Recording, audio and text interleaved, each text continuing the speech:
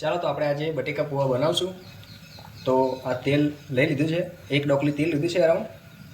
આ બાજુ કરો, આ બાજુ બટેકા, ટામેટાં, ફોફાના દાણા અને લીંબુ લઈ લીધું છે અને આ છે પૌવા. તો ચાલો શરૂ કરીએ.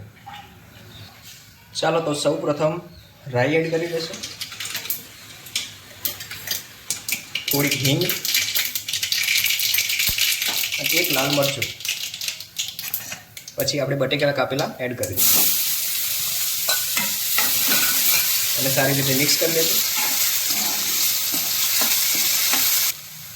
ફોફાના દાણા બી સાથે જ એડ કરી દઈશું એટલે ચડી જાય બટેકા સાથે. તો હવે આપણા બટેકા ચડી ગયા છે, તો ટામેટા એડ કરી દઈશું.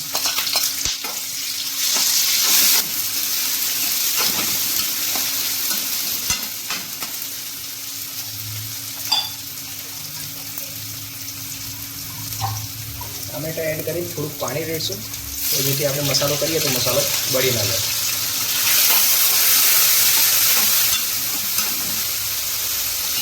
મસાલામાં થોડી હળદર, મરચું સ્વાદ અનુસાર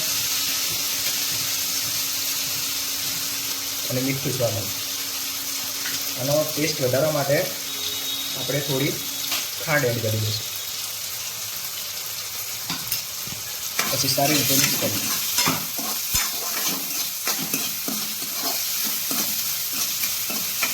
થોડો મસાલો મિક્સ કરી આપણે થોડું લીંબુ બી એડ કરી દઈશું.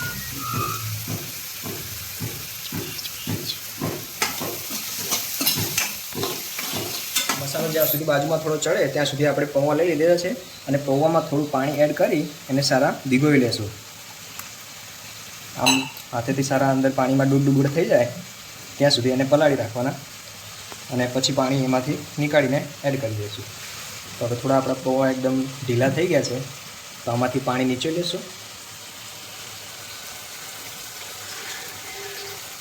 અને આમાં એડ કરી દઈશું. સારી રીતે મિક્સ કરી લઈશું. પછી આને સારી રીતે મિક્સ કરી દીધા અને થોડા ધીમા ગેસે ચડવતા જવાના અને મિક્સ કરતા રહેવાના, એટલે આપણા પૌવા બી ચડી જાય અને મસાલો બી કાચો ન રહે. તો તમે જોઈ શકો છો કે આવા આપણા પૌવા રેડી થઈ ગયા છે, એકદમ લચકેદાર. તો ચાલો સર્વ કરીએ, તમને બતાવીએ કે કેવા બને છે. તો જોઈ શકો છો તમે, મસ્ત મજાના આપણા પૌવા તૈયાર થઈ ગયા છે.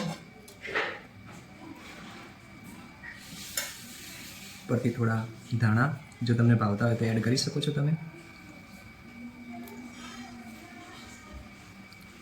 તો આપણા ખૂબ સરસ પૌવા બનીને રેડી થઈ ગયા છે અને તમે સવારના નાસ્તામાં તેમજ બપોરે બી કે રાત્રે બી કોઈ બી ટાઈમે બનાવીને ખાઈ શકો છો. તો આજના માટે આટલું જ. મળીએ નેક્સ્ટ વિડીયોમાં. હરે કૃષ્ણ.